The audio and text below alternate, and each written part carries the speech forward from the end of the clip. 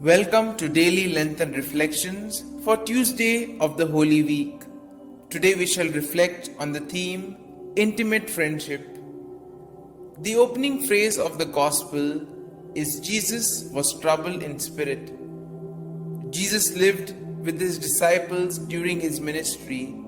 They all loved him. For them, Jesus was like one of their friend and teacher. No one could betray him. Indeed, Jesus is saddened and dismayed by the knowledge that one of his beloved and intimate friends would soon betray him and hand him over to the Romans. When Jesus explained to his disciples, they could not believe what Jesus was saying. All of them appeared shocked. Betrayal is one of the most painful experiences in anyone's life. It is especially so if someone who betrayed was the person who was loved and trusted the most.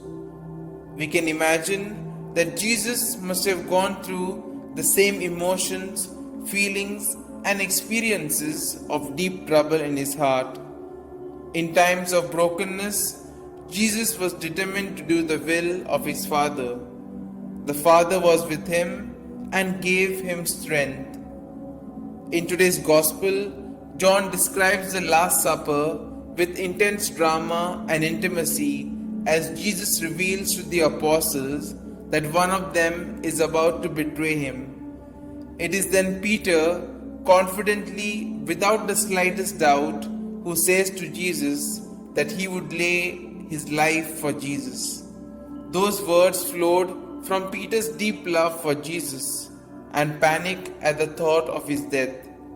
However, they also flowed from his pride and confidence in his own power.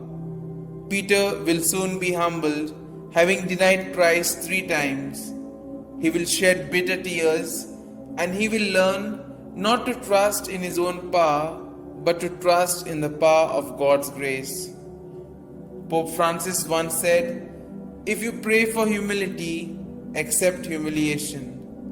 Humility is always learned in the school of failure and sometimes tears, as Peter shows us. As we contemplate the Lord who humbled himself, trusted in the power of his heavenly Father, and accepted the cross, let us pray for trust, not in our own power, but in the power of God's amazing grace.